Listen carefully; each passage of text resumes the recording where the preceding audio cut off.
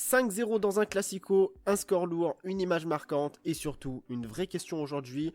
Est-ce qu'on peut encore parler de classico aujourd'hui entre le Paris Saint-Germain et Marseille? Écart de niveau, accident ou fin d'un vrai duel? On en parle sans filtre.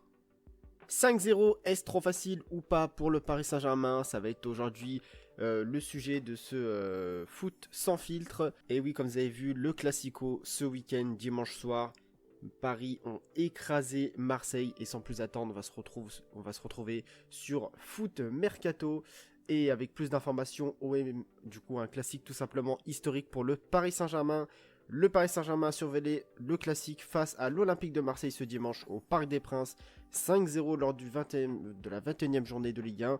Dominateurs de bout en bout, les Parisiens ont infligé une lourde défaite aux Phocéens, dépassés dans tous les compartiments du jeu, porté par un collectif bien huilé et un Ousmane Dembélé étincelant. Le retour de Dembélé qui fait extrêmement plaisir.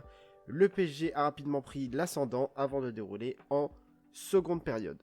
Avec un succès, Paris a signé la plus large victoire, c'est ça qui est incroyable, entre le classique Paris-Marseille du coup. Jamais auparavant en affrontement entre les deux rivaux ne s'était conclu avec un écart de 5 buts, donc c'est un record historique qui symbolise l'ampleur et la domination parisienne lors de cette rencontre et inscrit ce match un peu plus dans l'histoire de la rivalité entre les deux clubs. Donc oui, c'est vraiment un record historique. Jamais auparavant Paris du coup avait remporté un match contre Marseille avec au moins 5 buts d'écart et ça a été fait ce dimanche.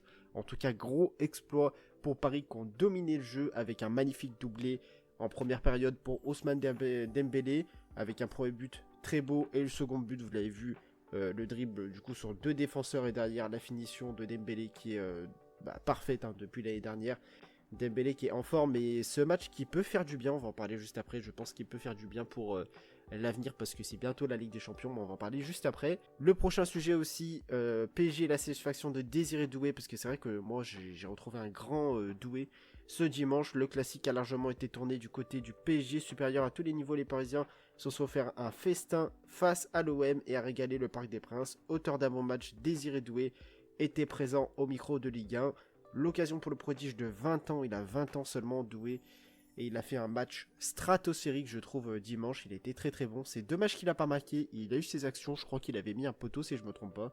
Donc c'est dommage, il a marqué, enfin il a répondu du coup au micro, c'est top, on voulait gagner ce match, on a mis les ingrédients du début à la fin, on a bien fait, c'est historique, tant mieux, on veut s'améliorer match après match, donc toujours déterminé.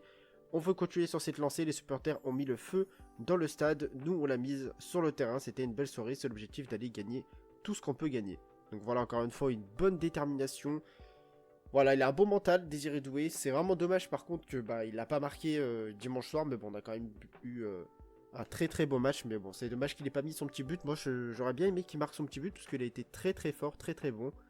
Donc ça aurait été pas mal. Et aussi le Paris Saint-Germain qui se sont permis de mettre un petit tweet provocateur qui a enflammé X, anciennement Twitter. Après le 3-0 infligé par le Paris Saint-Germain à l'Olympique de Marseille à la 64e minute ce soir, au Parc des Princes, le club n'a pas résisté à l'envie du coup de son rival sur les réseaux sociaux. Et du coup, le PSG qui a mis un petit tweet pique et a marqué du coup après ce troisième but, c'est déjà plié. Donc voilà, c'est assez drôle, voilà le petit pic du Paris Saint-Germain, un peu humoristique forcément, mais en tout cas voilà, très très très grosse soirée, voilà, qui va rester je pense dans les têtes de tous les Parisiens. Et voilà, du coup, le sujet, ça va être est-ce que le mot classico a encore un sens aujourd'hui? Moi, je pense que oui, mais ça va être compliqué quand même. Donc voilà, à la base, il y a une rivalité, une grosse tension. Mais là, avec un match 5-0, un match attendu, mais pas du tout équilibré, Marseille va devoir se relancer. Ça va être très très dur, je pense, pour eux après cette grosse défaite. Sachant qu'ils n'avaient pas fait des très bonnes performances en Ligue 1 des matchs d'avant. En plus de ça, ils ont perdu, ils ont été disqualifiés de la Ligue des Champions contre Bruges. Donc là, c'était le match parfait, je trouve, pour eux, pour essayer de se relancer. Moi, franchement, je vous le dis, je ne voyais pas du tout déjà Marseille gagner. Mais pourquoi pas marquer un petit but au début, avant ce match? Je pensais que Paris allait gagner 2-1, voire 3-1. Et là, c'est totalement l'hécatombe pour Marseille qui ont perdu 5-0. C'est catastrophe pour le club. Et va falloir qu'ils se relancent et que ça va être très très dur pour eux. Le 5-0 montre-t-il un écart devenu trop grand? Donc en termes de qualité d'effectif, d'expérience, etc. C'est sûr que en termes de budget, le Paris Saint-Germain ont pas le même que Marseille, ils ont pas les mêmes joueurs. Mais là, ils ont été mauvais dans le jeu. Hein. Pour ceux qui ont vu le match, Marseille se sont fait dominer du début à la fin. On l'a vu déjà, un but marqué très très tôt.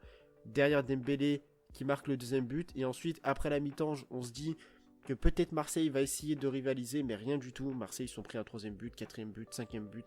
Ça a défilé, je crois. Il y avait même une stat qui était sortie.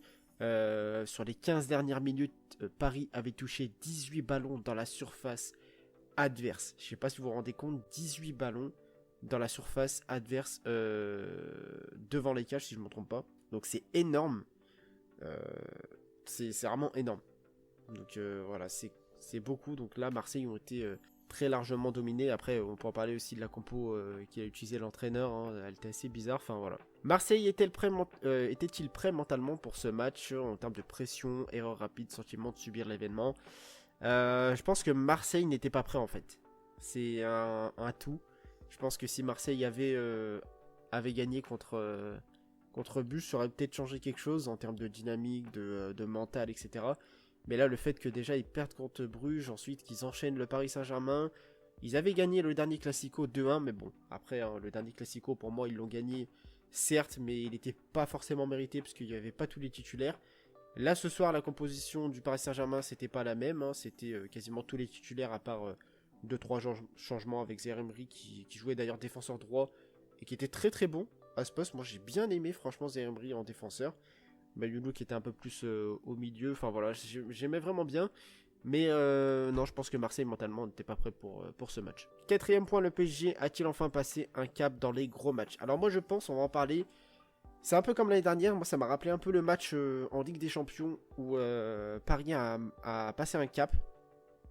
L'année dernière, si vous vous souvenez bien, Paris avait perdait 2-0 contre Manchester City et ensuite ont enchaîné et ont gagné, si je me trompe pas, 4-2 et c'était le match déclic. Et moi je pense que avec ce qu'on a vu ce soir, la prestation du Paris Saint-Germain, ça jouait tellement bien. Ça m'a fait penser un peu au match de l'année dernière, certes c'est pas la même équipe, mais je pense que ça peut faire un gros déclic et ça peut donner encore plus faim aux joueurs du Paris Saint-Germain. Sachant que le coach l'a dit que le lendemain, après ce match, ils sont allés s'entraîner. Donc il n'y avait même pas de jour de repos. Donc c'est vraiment la mentalité de gagnant. Et moi, ça m'a rappelé en tout cas, ça m'a rappelé ça. Sachant qu'il y a des gros matchs en plus de ça qui vont arriver. On va voir ça tout de suite. Il y a des matchs qui arrivent, si je ne me trompe pas, prochainement. On voit le tableau là, de Ligue 1. Paris qui sont premiers avec 51 points. Lens qui sont pas loin avec 2 points. Donc attention. Et Lyon aussi qui remonte avec 42 points grâce à la défaite aussi de Marseille. Mais le prochain match aussi pour Paris qui va se jouer contre Rennes. Donc là, ça peut être l'occasion d'en profiter sur la mauvaise lancée actuelle de Rennes pour le Paris Saint-Germain. Ils peuvent en profiter pour récupérer encore une fois 3 points et peut-être pourquoi pas passer sur un gros score encore une fois déroulé. Peut-être un 3-4-5-0.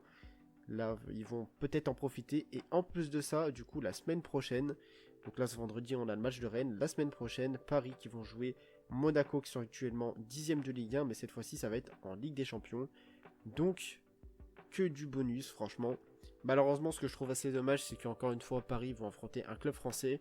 Mais en vrai c'est les barrages donc je pense que ça peut être que du positif et normalement ça devrait être gagné assez facilement contre Monaco aussi qui ont des grosses difficultés en ce moment sur leur match. Et ensuite le dernier sujet, est-ce qu'il faut arrêter de survendre ce match chaque saison? Parce que forcément, il y a une grosse différence entre l'équipe du Paris Saint-Germain et l'équipe de Marseille. Donc, est-ce que pour vous, c'est survendre ou pas? Moi, je pense que non. Franchement, je pense que non. Même si, forcément, là, il n'y a pas trop de débat hein, sur ce Classico. Ils ont été humiliés. Je pense que le prochain Classico va être un peu plus dur pour Paris. Même si moi, je vois toujours Paris gagner pour l'instant. Je vois pas comment Marseille pourront se relever. En termes de collectif, tout, Marseille, ça joue pas très bien en ce moment. Et là, la composition était assez bizarre. Donc voilà, moi je pense que Paris seront toujours au-dessus, mais à voir s'il y a quelques changements qui sont faits du côté de Marseille, ils peuvent essayer de rivaliser.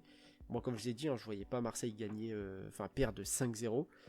Je les voyais vraiment perdre 3-1, 2-1, enfin vraiment un score assez mitigé, mais là 5-0, humiliation totale et contrôle total du Paris Saint-Germain.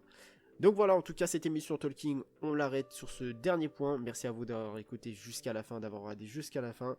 Et on se retrouve à la prochaine pour un Talking Foot sans filtre. Ciao.